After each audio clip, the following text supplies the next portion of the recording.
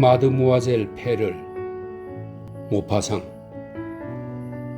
여기서 모두 4개의 글로 구성된 단편 소설입니다. 1. 그날 저녁 내가 페를 양을 여왕으로 뽑을 생각을 한 것은 정말이지 희한한 일이었다. 나는 매년 오랜 친구인 샹탈씨 집에 왕뽑기 놀이를 하러 간다. 이 왕뽑기 놀이는 공현절인 1월 16일에 하는 놀이인데요.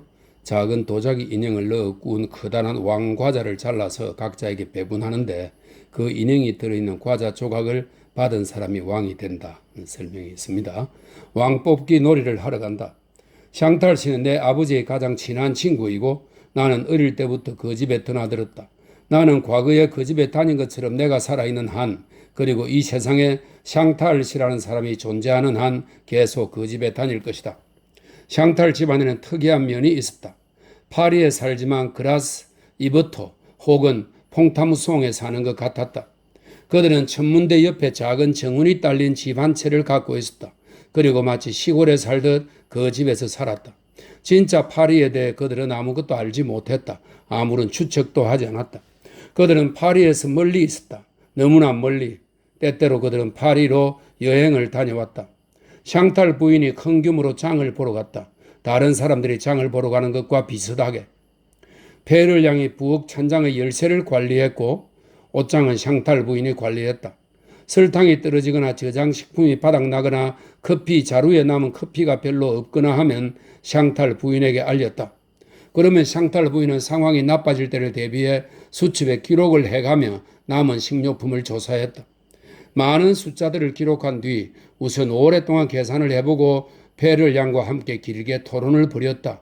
하지만 결국 합의를 보고 설탕, 쌀, 말린 자두, 커피, 잼, 완두콩, 강낭콩, 바닷가재, 소금에 절이거나 훈제한 생선 등 앞으로 석 달을 살기 위해 마련해야 할 물건들의 양을 정했다. 그런 다음 장볼라를 정하고 짐칸에 달린 쌍마차를 세내어 다리 위쪽 신구역에 있는 큰 식료품점으로 장을 보러 갔다. 샹탈 부인과 페를 양은 이 여행을 비밀리에 함께했고 이사마차처럼 마차 지붕에 짐꾸러미와 자루들을 잔뜩 실은 채 저녁 식사 시간에 맞추어 돌아왔다. 아직 흥분이 남았으나 마차 안에서 시달려 피로에 지친 상태로. 샹탈 집안 사람들이 볼 때는 세강 건너편에 위치한 파리의 모든 곳이 새로운 구역이었다. 시끄럽고 격이 낮은 이상한 사람들, 낭비로 하루하루를 보내고 파티로 밤을 지새우는 사람들, 창밖으로 돈을 마구 뿌려대는 사람들이 사는 구역이었다. 하지만 그들도 샹탈 씨가 읽는 신문에서 추천하는 괜찮은 연극이 있으면 가끔 오페라, 코미크나 프랑스의 극장에 갔다. 그 집 딸들은 현재 19살과 17살이다. 키가 크고 싱그러우며 교육을 잘 받은, 지나치게 잘 받은 예쁜 아가씨들이다. 너무나 잘 교육받아서 2개의 예쁜 인형처럼 눈에 띄지 않고 지나다닌다. 나는 그 아가씨들에게 관심을 갖거나 그 아가씨들의 환심을 사겠다는 생각을 한 번도 한 적이 없다. 어쩌다 말을 걸 때조차 간신히 했다. 그 정도로 그녀들이 얼룩 한 점 없이 순결하게 느껴진 것이다.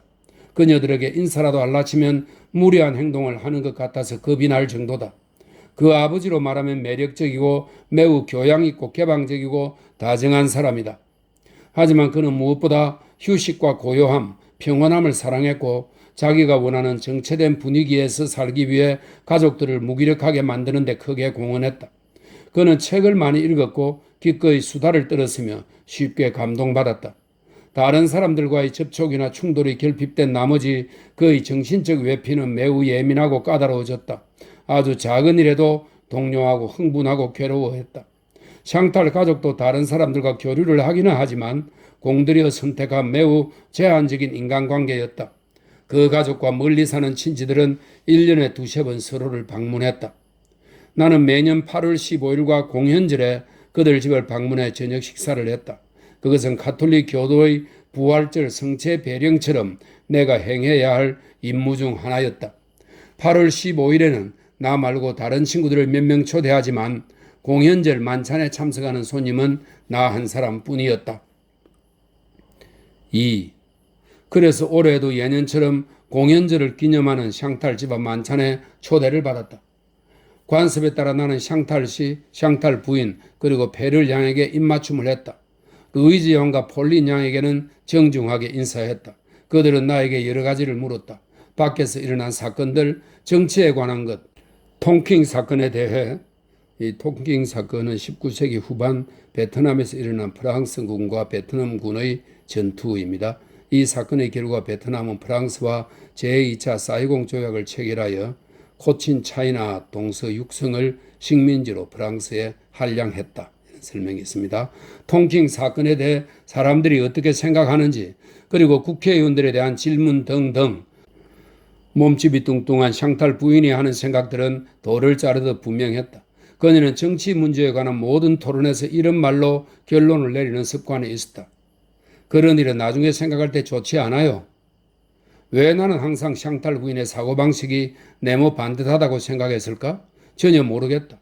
어쨌든 그녀가 한 모든 말이 내 머릿속에 그런 이미지를 만들어 놓았다. 사각형, 내 모서리가 직각인 커다란 사각형 말이다. 다른 사람들의 사고방식은 굴릉쇠처럼 둥글둥글하게 여겨지는데 말이다. 그런 사람들은 무언가에 대해 말을 시작하기 무섭게 이야기가 저절로 굴러간다. 그렇다.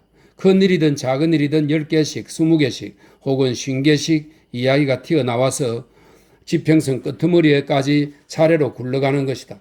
물론 뾰족한 생각을 갖고 있는 사람들도 있긴 하지만 아무튼 이런 일은 별로 중요하지 않다.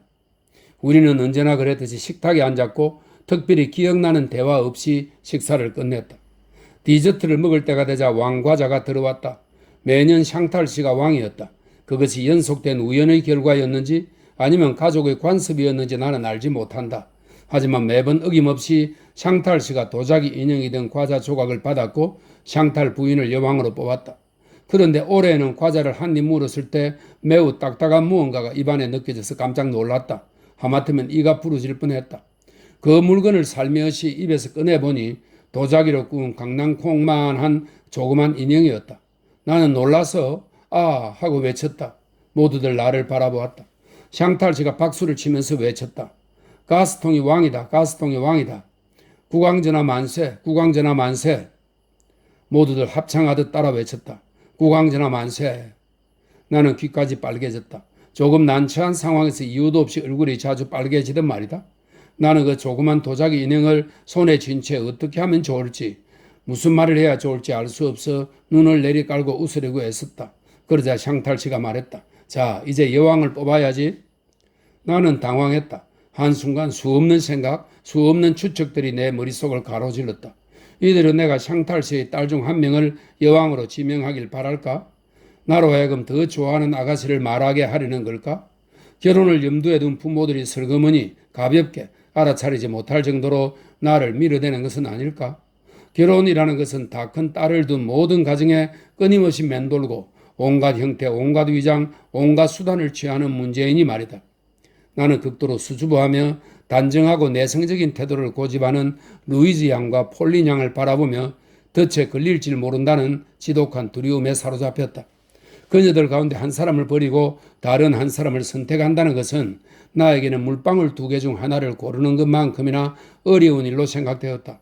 게다가 이 무의미한 왕자리에 오른 것만큼이나 조심스럽고 눈에 띄지 않고 조용한 방식으로 내 의사와 상관없이 아주 은근하게 결혼과 이어지는 모험 속에 발을 들여놓을 수도 있다는 걱정이 지독히도 내 마음을 어지럽혔다. 갑자기 영감이 떠올랐다. 그리고 나는 그 상징적인 인형을 페르를 양에게 내밀었다. 처음에 모두들 깜짝 놀랐지만 이내 나의 마음 씀씀이와 신중함을 높이 평가해 주는 것 같았다. 그들이 열렬히 박수를 보냈으니 말이다. 그들은 이렇게 외쳤다. 여왕 전하 만세, 여왕 전하 만세. 가여운 그 노처녀는 당황해서 얼질 줄 몰라 했다. 그녀는 질겁해서 떨면서 어물거렸다. 아니에요. 안 돼요. 나는 안 돼요. 부탁이에요. 나는 안 돼요. 정말 부탁해요. 그때 나는 난생 처음으로 페르 양을 유심히 바라보았고 그녀가 어떤 인간인지 궁금해졌다. 나는 그 집에서 그녀를 보는 것에 익숙해 있었다. 한 번도 특별한 주의를 기울인 적이 없는 어릴 때부터 앉던 장식수가 놓인 오래된 안락의자처럼 이유는 알 수 없지만 어느 날 그 안락의자에 비치는 햇빛 한 줄기 때문에 갑자기 이런 생각을 할 때가 있지 않은가? 이 의자 굉장하네. 그러고는 그 의자의 나무 부분이 예술가의 솜씨로 작업되어 있다거나 천이 아주 훌륭하다는 것을 깨닫게 된다. 이렇듯 나는 그때껏 한 번도 폐를 양에게 주의를 기울인 적이 없었던 것이다. 그녀는 샹탈 집안의 일원이었다. 그것이 내가 그녀에 대해 아는 전부였다. 하지만 어떻게 그렇게 된 걸까? 어떤 자격으로? 그녀는 키가 크고 야위였으며 사람들이 눈에 띄지 않으려고 애쓰는 사람이었다. 하지만 하찮아 보이는 사람은 아니었다. 한 집안 사람은 아니지만 모두들 그녀를 집에서 부리는 사람들보다는 더 친절하게 대했다. 그때 나는 갑자기 그때까지 한 번도 염두에 두지 않았던 사람을 대하는 여러 방식들의 미묘한 차이를 깨달았다. 샹탈 부인은 그녀를 페를이라고 불렀고 그 집 딸들은 페를 양이라고 불렀다. 그리고 샹탈 씨는 마드모아젤이라고만 불렀는데 왠지 그 호칭에는 더 경의가 담긴 것처럼 느껴졌다. 나는 그녀를 유심히 살펴보았다. 몇 살쯤 되었을까? 40살? 그렇다. 40살쯤 되었을 것이다. 그녀는 아직 늙지는 않았지만 이제 조금씩 늙어가고 있었다. 그녀의 머리 모양, 옷 입는 스타일, 몸 치장 방식은 우스꽝스러웠지만 그녀 자체는 전혀 우스꽝스럽지 않았다. 그 정도로 그녀에게는 소박하고 자연스러운 기품, 주의 깊게 숨기고 감춰둔 기품이 있었다. 정말이지 묘한 사람이었다. 어떻게 그때껏 그녀를 관심 있게 살펴보지 않았던 걸까? 그녀는 기묘한 방식으로 조그맣게 말아 올린 무척이나 익살스러운 머리 모양을 하고 있었다. 그러나 그녀를 보수적인 성모 마리아처럼 보이게 하는 그 머리 모양 아래에는 넓고 온화한 이마가 있었다. 그 이마에는 오랜 슬픔을 말해주는 깊은 주름 2개가 패어 있었다. 크고 유순하며 수줍어하고 겁먹은 듯한 파란 두 눈은 어린 아가씨 같은 놀라움과 젊은 감각, 그리고 그녀를 감동시켰을 때 동요시키지는 않았던 슬픔으로 가득해 아직까지도 순박한 아름다움을 간직하고 있었다. 얼굴은 섬세하고 사려 깊었다. 삶의 피로 때문에 혹은 크게 시달림을 받아서 닳거나 시든 얼굴이 아니라 시간이 흐르면서 화려함을 조금씩 잃어버린 얼굴이었다. 입은 굉장히 예뻤다. 치아도 가지런했다. 하지만 그녀는 마음 놓고 웃지도 못하고 지내온 것 같았다. 문득 나는 그녀를 샹탈 부인과 비교해 보았다. 확실히 페를 양쪽이 훨씬 나았다. 더 고상하고 더 기품이 있었으며 당당하기까지 했다. 나는 내 관찰에 깜짝 놀랐다. 샴페인이 술잔에 부어졌다. 나는 내 샴페인 잔을 여왕에게 내밀고 공들여 찬사를 하며 그녀의 건강을 축하했다. 내가 보기에 그녀는 냅킨으로 얼굴을 가리고 싶은 심정 같았다. 이윽고 그녀가 투명한 샴페인 잔에 입을 갖다 대자 모두 외쳤다. 여왕님이 마신다. 여왕님이 마신다. 그러자 그녀는 얼굴이 빨개지고 숨막혀 했다. 모두 웃었다. 그 집안 사람들이 그녀를 무척 좋아한다는 것을 알 수 있었다. 3. 저녁 식사가 끝나자 샹탈 씨가 내 팔을 잡았다. 이제부터 그의 거룩한 시간, 옆 권련 피우는 시간이었다. 그는 혼자 있을 때는 거리로 나가 담배를 피웠다. 하지만 저녁 식사에 손님을 초대했을 때는 당구실로 올라가 당구를 치면서 옆 권련을 피웠다. 그날 밤은 공연절이었기 때문에 당구실에 불이 피워져 있었다. 나의 오랜 친구는 큐를 잡았다. 매우 가느다란 큐였다. 그는 하얀 가루를 발라 그것을 정성스럽게 닦았다. 그런 다음 말했다. 얘야, 너부터 해보려무나? 내 나이 25살이 되었는데도 그는 그런 투로 말했다. 나를 어린아이 취급했다.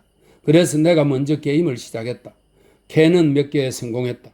이 캐는은 영국식 당구에서 다른 공을 포켓에 넣지 않은 채 큐볼로 2개의 표적구를 맞히는 것을 말합니다. 캐는 몇 개에 성공했다. 몇 번 실패를 하기도 했다. 그러나 페를 양에 대한 생각이 머리에서 떠나지 않아서 갑자기 물었다. 그런데 샹탈 씨, 페를 양과 친척이세요? 그는 매우 놀라 게임을 멈추고 나를 바라보았다. 세상에, 너 아직 모르고 있었니? 페를 양의 사연을 모르고 있었어? 네, 몰라요. 너희 아버지가 한 번도 이야기해 주지 않았어?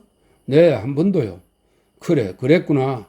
기묘한 사연이지. 아, 정말 기묘한 사연이야. 그 사연은 정말이지 파란만장하단다. 그는 잠시 입을 다물고 있다가 다시 말했다. 그리고 너는 모르겠지만 하필이면 공연절에 너가 나에게 이런 질문을 하는 것도 기묘한 일이야. 왜요? 왜냐고? 내 이야기를 잘 들어보거라. 41년 전의 그날도 공연절이었어.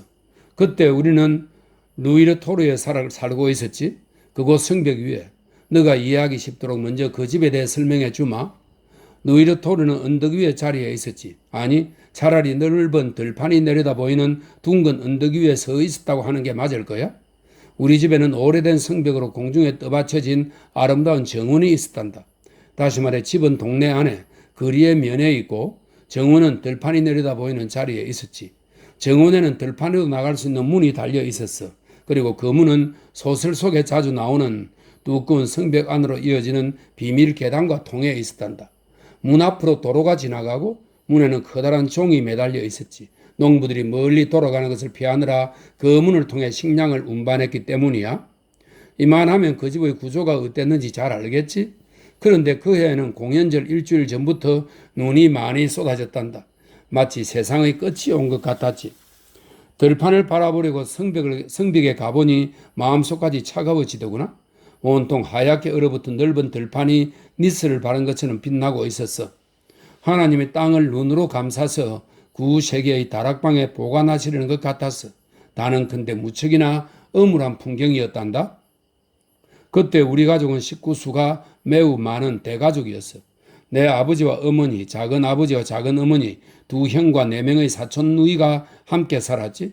사촌 누이들은 모두 예뻤고 나는 그들 중 막내와 결혼했어. 그 많았던 식구들 중에서 지금까지 살아남은 사람은 딱 세 사람이야. 아내와 나, 그리고 마르세유에 살고 있는 처형 한 명. 가족이 이렇게 줄어가다니 정말 언짢은 일이지. 그런 생각을 하니 몸서리가 나는구나. 어쨌든 당시 6살이던 내가 지금은 56살이 되었지. 그날 우리는 공연절을 축하하려는 참이라 매우 즐거운 분위기였어. 모두들 응접실에서 만찬이 나오기를 기다리고 있었지. 그런데 내 형 자크가 이렇게 말하는 거야. 10분 전부터 들판에서 개가 치즈대고 있어. 가엾게도 길을 잃은 모양이야. 형이 그 말을 마치기도 전에 정원 쪽에서 종이 울렸어. 마치 교회의 종소리처럼 울렸기 때문에 사람이라도 죽었나 하는 느낌이 들었지. 그 생각에 모두들 몸을 떨었어. 아버지가 하인을 시켜 나가보게 했지. 우리는 무거운 침묵 속에서 기다렸단다. 그리고 온 땅을 뒤덮은 눈을 생각했지. 하인이 돌아와서 아무것도 보지 못했다고 말했어. 하지만 걔는 여전히 끊임없이 짖어댔지. 짖는 소리도 장소도 아까와 똑같았어. 모두 식탁에 앉았지만 우리들, 특히 젊은 사람들은 조금 흥분해 있었지. 고깃구이가 나올 때까지 아무 일이 없다가 다시 종이 울리기 시작했어. 연거푸 3번, 크고 길게 울렸지. 그 소리가 손가락 끝까지 짜르르하게 만들었기 때문에 우리는 돌연 숨소리를 죽였어. 포크를 허공에 든 채 일종의 초자연적인 공포에 사로잡혀 얼굴을 마주보며 한동안 귀를 기울였지. 마침내 어머니가 말씀하셨어. 오랫동안 기다리다가 또 울리다니 이상하네요. 바티스트, 혼자 가지 마요. 남자 한 명이 따라가면 좋을 것 같은데. 작은아버지 프랑수아가 자리에서 일어났지. 그분은 힘이 센 것을 자랑으로 여기는 헤라클레스 같은 남자로 세상에 겁나는 것이 아무것도 없는 인물이었어. 내 아버지가 작은아버지에게 말씀하셨단다. 총을 가져가 무엇이 나올지 모르니까. 그러나 작은아버지는 지팡이만 들고 하인 한 명과 함께 나갔어. 우리는 공포와 불안감에 몸을 떨면서 아무것도 먹지 못하고 말도 하지 못하며 가만히 있었어. 아버지가 우리를 안심시키려고 이렇게 말씀하셨지. 곧 알게 될 거야. 아마 거지나 눈 속에서 길을 잃은 행인이겠지. 처음에 종을 울렸을 때 바로 문을 열어주지 않아서 다시 길을 찾으려 했지만 찾지 못하고 우리 집으로 되돌아온 걸 거야. 작은아버지는 1시간이 지나도록 돌아오지 않았어. 마침내 돌아오긴 했는데 마구 화를 내면서 욕짓거리를 퍼붓는 거야. 제 얘기랄 아무것도 없었어. 사람을 놀리다니. 빌어먹을 개 한 마리가 성벽에서 100m쯤 떨어진 곳에서 짖고 있을 뿐이라고. 총을 가지고 갔다면 쏴 죽여 조용하게 만들었을 텐데. 우리는 다시 식사를 하기 시작했어. 그러나 모두들 걱정스러운 표정이었단다. 이것이 끝일 리는 없어. 무슨 일이 일어날 거야. 머지않아 또 종이 울릴 거야 하는 생각을 마음속으로 하고 있었기 때문이지. 왕과자를 차리려고 할 때 정말로 종이 또 울렸단다. 남자들이 모두 뻘떡 일어섰지. 샴페인을 꽤 마신 작은아버지는 분을 터뜨리며 자신이 저 녀석을 쏴 죽이고 오겠다고 큰소리쳤어. 어머니와 작은어머니가 달려가서 붙잡고 말려야 했지. 그런데 평소에 매우 조용하신 아버지가 몸이 조금 부자유스러우신데도 설명입니다. 아버지는 말에서 떨어져 다리가 부러진 이후 한쪽 다리를 질질 끌면서 다니셨거든. 몸이 조금 부자유스러운데도 대체 무슨 일인지 알아보고 싶으니 이번엔 당신도 함께 가겠다고 말씀하시는 거야? 18살과 20살이던 두 형이 총을 가지러 달려갔어. 마침 아무도 나에게 주의를 기울이지 않았기 때문에 나도 공기총을 손에 들고 그 탐험에 가담하려고 준비를 했지. 탐험대는 즉시 출발했어. 아버지와 작은아버지가 등불을 든 바티스트와 함께 앞에서 걸었어. 형 자크와 폴이 그 뒤를 따랐고 나는 어머니가 가지 말라고 타일렀는데도 불구하고 맨 뒤에서 따라갔지. 어머니는 작은 어머니와 사촌 누이들과 함께 문간에 서 있었어. 1시간쯤 전부터 눈이 다시 내리기 시작했고 나무들은 눈에 덮여 있었단다. 전나무가 그 파르스름한 옷의 무게 때문에 구부러져 있었는데 그 모습이 마치 하얀 피라미드나 커다란 빵 같았어. 속속 내리는 눈가루가 만든 잿빛 커튼 너머로 어둠 속에 파리하게 드러난 뜰기 나무들이 겨우 보였지. 눈이 하도 많이 내려서 10걸음 앞 정도만 겨우 볼 수 있었어. 하지만 등불이 우리 앞에 커다란 원 모양의 불빛을 던져 주었지. 두꺼운 성벽에 파인 구부러진 계단을 내려가기 시작할 때 나는 정말로 무서웠어. 누가 뒤에서 따라와 당장이라도 내 어깨를 꽉 붙잡아 데려가지 않을까 하는 느낌이 들었어. 나는 돌아가고 싶었단다.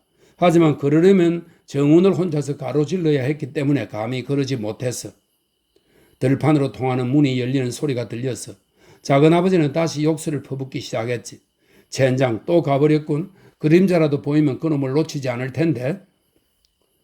들판이 보이자 어쩐지 불길한 느낌이 들었지. 아니, 들판 앞에서 불길함을 느꼈다고 말하는 게 옳을 거야?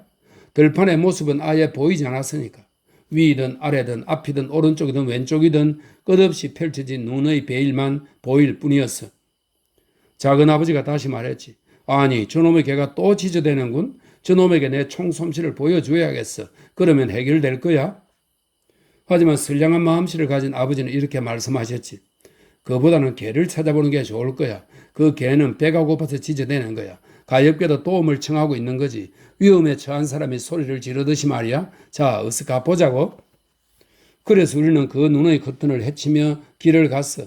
눈은 끊임없이 퍼붓고 거품처럼 어둠과 대기를 가득 채웠지. 눈이 몸에다 녹으면서 얼어붙으면 피부가 불에 댄 것처럼 아팠지. 하지만 그 작고 하얀 눈송이가 가져다주는 격렬한 아픔은 빠르게 지나가 버렸어. 우리는 그 부드럽고 차가운 눈덩이 속에 무릎까지 푹푹 빠졌지. 그래서 걸으려면 발을 매우 높이 들어 올려야 했어. 앞으로 나아감에 따라 개 짖는 소리가 점점 크고 뚜렷하게 들려왔단다. 이윽고 작은 아버지가 외쳤어. 여기 있다. 우리는 개를 보기 위해 걸음을 멈추었지. 캄캄한 어둠 속에서 적과 대면할 때처럼 말이야. 나에게는 아무것도 보이지 않았어. 그래서 다른 사람들이 있는 곳으로 바짝 다가갔지. 개가 보였어. 보기에 좀 무섭고 굉장한 놈이었어. 몸집이 크고 털이 검은색인 양치기 개였는데 털이 많고 얼굴이 늑대처럼 생겼더구나. 등불의 불빛이 길게 비치는 눈 덮인 공간 끄트머리에 내 다리를 버티고 서 있더군. 꼼짝 않고 서 있었어. 개가 입을 다물고 우리를 쳐다보았단다. 작은아버지가 말했어. 이상하군. 달려들지도 않고 도망가지도 않으니 말이야. 한 발 쏘아주고 싶은데? 그러자 아버지가 단호한 어조로 말씀하셨지. 안 돼. 데리고 가야 한다. 그때 옆에 있던 형 자크가 말했어. 이놈 혼자가 아니에요. 뭐가 더 있어요. 과연 개 뒤에 무언가가 있었어. 분간할 수 없는 회색의 무언가가. 우리는 조심스럽게 걸어서 다가갔지. 우리가 가까이 다가가자 개는 엉덩이를 바닥에 대고 앉아서 심술을 부리는 것 같지는 않았지.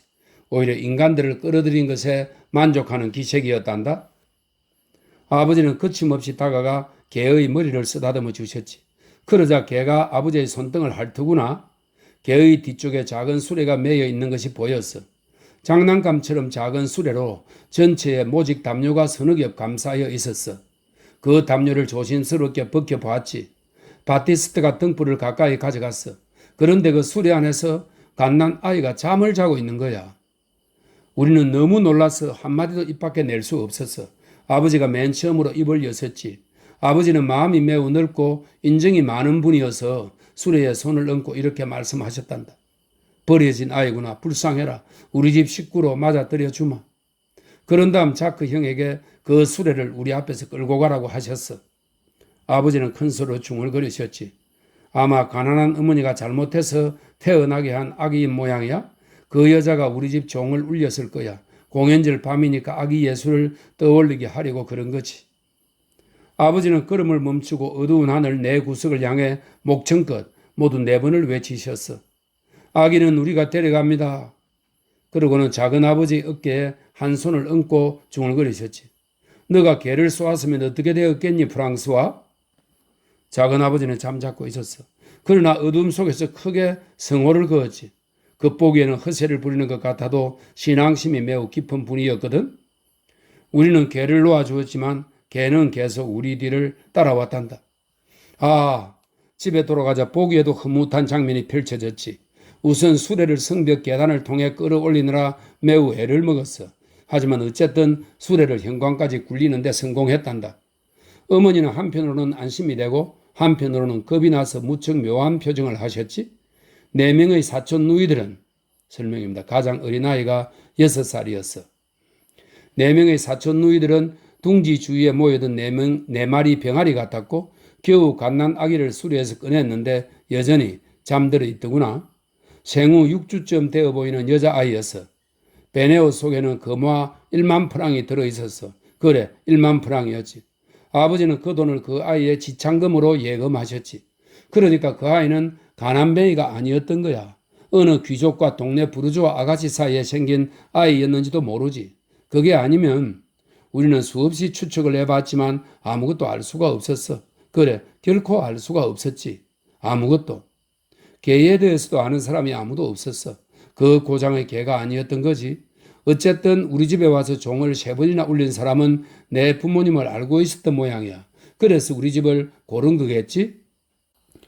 배를 향한 이런 과정을 통해 생후 6주 때 샹탈 집안에 들어왔어. 그런데 배를 향이라고 불리게 된 것은 나중의 일이었단다. 처음에 붙여준 이름은 마리 시몬 클레르였어. 클레르를 성으로 치고 말이야. 남성, 여성을 말합니다. 성으로 치고 말이야. 우리가 그 갓난 아기를 안고 식당으로 들어갔을 땐 분위기가 참 별났지. 아기는 잠에서 깨어나 어리둥절한 표정으로 파란 눈을 굴리며 주변의 사람들과 불빛을 바라보았어. 모두가 다시 식탁에 앉자 왕과자가 분배되었어. 내가 왕으로 뽑혔지. 그리고 나는 아까 네가 한 것처럼 베를 양을 여왕으로 골랐어. 그녀는 그날 자기에게 그런 명예가 주어지리라고는 꿈에도 생각하지 않았겠지만 아기는 그렇게 우리 가족에게 입양되어 키워졌지.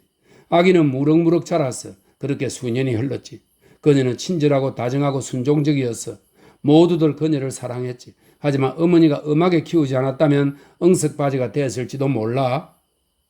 내 어머니는 꼬마 클레르를 친자식과 똑같이 대하자는 아버지의 의견에 동의하셨어.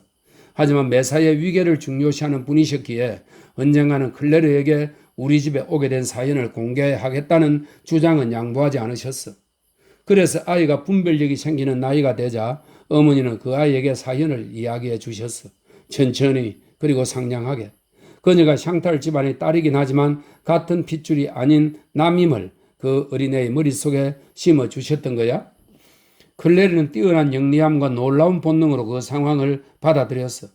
대단한 유연함과 감사, 상냥한 마음으로 자기에게 주어진 상황을 받아들이고 소중히 여겼지. 그런 그녀의 태도에 아버지는 눈물이 나도록 감동하셨어. 어머니도 그 귀엽고 상냥한 아이가 보여주는 무한한 감사와 조심스러운 헌신에 감동해서 내 딸이라고 부르게 되었지. 때때로 그 아이가 친절하고 흐뭇한 일을 해주면 어머니는 감동했을 때 하던 버릇대로 안경을 이마 위로 밀어 올리고는 이렇게 대뇌었어. 이 아이는 진주야. 페를입니다. 이 아이는 진주야. 이 아이는 정말 진주 같은 아이야. 그래서 그 이름이 꼬마 클레르에게 붙어 다녔고 그녀는 그 이름으로 페를양이라는 이름으로 우리에게 남게 된 거야. 4. 마지막입니다. 샹탈 씨가 입을 다물었다. 그는 당구대에 앉아 다리를 흔들고 있었다. 왼손으로는 당구공을 굴리고 오른손으로는 우리들이 분필 지우개라고 부르는 슬레이트판에 적은 점수를 지우는 헝겊 조각을 만지작거리고 있었다. 잠시 후 그는 얼굴을 조금 붉히더니 자신이 겪은 옛날 일들을 머릿속에 떠오른 오래된 사건들을 희미한 목소리로 이야기하기 시작했다. 사람들이 자기가 자란 집의 오래된 정운안을 거닐 때 나무들, 길들, 화초들, 잎이 날카로운 호랑가시나무, 좋은 향기가 나는 월계수, 손가락을 누르면 빨갛고 윤기 나는 열매가 튀어나오는 주목을 보고 과거에 일어났던 사소한 일들을 되살리는 것처럼 그런 무의미하지만 감미로운 것들이 인생의 골조를, 그 기반을 만들어내는 것이다. 나는 벽에 등을 기댄 채 쓸모없이 놓여있는 큐 위에 두 손을 얹고 그와 마주 서 있었다. 잠시 후 그가 다시 입을 열어 말했다. 18살 때 그녀는 정말 예뻤지. 기품 있고 완벽했어. 아, 예뻤어. 정말 예뻤단다. 착하고 선량하기까지 했지. 정말이지 매혹적인 아가씨였어. 눈이 파랗고 투명하고 맑았단다. 그런 눈은 지금껏 한 번도 본 적이 없어. 그는 이 말을 하고 다시 입을 다물었다. 내가 물었다. 그런데 배를 양은 결혼하지 않았어요? 그러자 그가 대답했다. 나에게 대답한 것이 아니고 결혼이라는 말 자체에 대한 대답이었다. 왜? 왜냐고? 그녀가 원하지 않았거든. 원하지 않았어. 그녀에게는 3만 프랑의 지참금이 있었고 몇 번 구원을 받기도 했지. 하지만 그녀는 원하지 않았어. 그 무렵 그녀는 슬퍼 보였단다. 내가 지금의 아내인 사촌 누이 샤를로트와 결혼한 무렵이었지. 우리는 6년 동안 약혼한 사이였어. 나는 샹탈 씨를 바라보았다. 그러자 그의 마음을 알 것 같은 느낌이 들었다. 정직하고 바르고 흠잡을 데 없는 사람의 마음속에 감추어진 별것 아닌 듯 하지만 잔인한 비극 속으로 갑자기 들어가 버린 느낌이었다. 스스로 고백한 적 없고 남들이 알아차리지도 못했기에 누구에게도 말하지 않은 채 단념하고 희생자가 되어버린 그런 비극 말이다. 갑자기 나는 대담한 호기심에 사로잡혀서 이렇게 말했다. 샹탈 씨, 당신은 그분과 결혼해야 했던 게 아닐까요? 그러자 그는 소스라치며 나를 바라보았다. 그러고는 말했다. 내가? 누구와? 페를 양과요. 왜? 당신은 사촌 누이보다 그분을 더 사랑했으니까요? 샹탈 씨는 이상한 표정으로 겁먹은 듯 눈을 휘둥그레 뜨고 나를 바라보았다. 그러고는 중얼거렸다. 내가 그녀를 사랑했다고? 내가? 어째서? 누가 너에게 그런 말을 해주든? 아니에요. 그냥 그게 느껴져서요. 그분 때문에 사촌 누이를 6년 동안이나 기다리게 하면서 결혼을 미룬 것 아닌가요? 그는 왼손에 쥐고 있던 당구공을 놓았다. 그리고 분필 지우개를 양손으로 잡더니 그것으로 얼굴을 덮고 흐느끼기 시작했다. 가슴 아프긴 했지만 스펀지에서 짜내듯 눈과 코와 입에서 동시에 눈물이 흘러나와 어쩐지 우스꽝스러운 울음이었다. 그는 기침을 하고 침을 뱉고 분필 지우개에 코를 풀고 눈을 닦고 재치기를 했다. 그런 다음 물로 목 안을 가시는 것처럼 소리를 내면서 얼굴의 모든 구멍에서 다시 눈물을 흘리는 것이었다. 나는 겁도 나고 부끄럽기도 했다. 그 자리에서 도망치고 싶었지만 무엇라고 말을 해야 할지, 어떻게 처신해야 할지, 어떤 시도를 해야 할지 알 수가 없었다. 갑자기 계단에서 샹탈 부인의 목소리가 울려 퍼졌다. 담배 다 피웠어요? 나는 문을 열고 외쳤다. 네, 부인, 곧 내려갈게요. 그런 다음 서둘러 샹탈 씨에게 다가가 팔꿈치를 붙잡고 말했다. 샹탈 씨, 이봐요, 샹탈 씨. 내 말 좀 들어보세요. 부인께서 부르십니다. 마음을 가라앉히세요. 빨리요. 아래층으로 내려가야 해요. 자, 그만 마음을 가라앉히세요. 그가 어물거렸다. 그래, 가야지. 가여운 여자, 간다. 곧 간다고 전해다오. 그러더니 분필 지우개로 열심히 얼굴을 닦기 시작했다. 2, 3년 전부터 당구 점수를 지어온 그 지우개로 인해 곧 그의 얼굴은 반은 하얗게 반은 빨갛게 되어버렸다. 이마, 코, 두 뺨과 턱이 분필 가루 투성이었고 눈은 퉁퉁 부은 채 아직도 눈물이 고여 있었다. 나는 그의 손을 붙잡고 그의 방으로 내려가면서 중얼거렸다. 죄송해요, 샹탈 씨. 이렇게 괴롭게 해드려서 정말 죄송합니다. 하지만 정말 몰랐어요. 이것만은 이해해 주세요. 그는 내 손을 꽉 쥐었다. 그래, 알았다. 살다 보면 힘들 때가 있는 법이야. 이윽고 그는 세면대에 얼굴을 담갔다. 그가 얼굴을 들었지만 내가 보기에는 아직 사람들 앞에 나설 수 있는 얼굴이 아니었다. 나는 작은 속임수를 생각해냈다.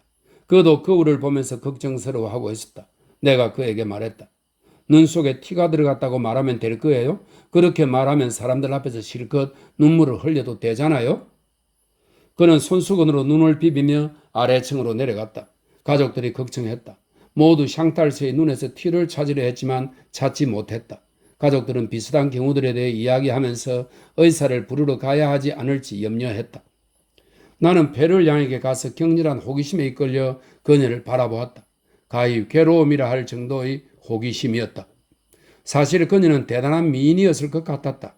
눈이 매우 크고 고요해서 다른 사람들처럼 감기인 일이 한 번도 없었을 것만 같았다. 그녀가 화장하는 방법은 조금 우스꽝스러웠다.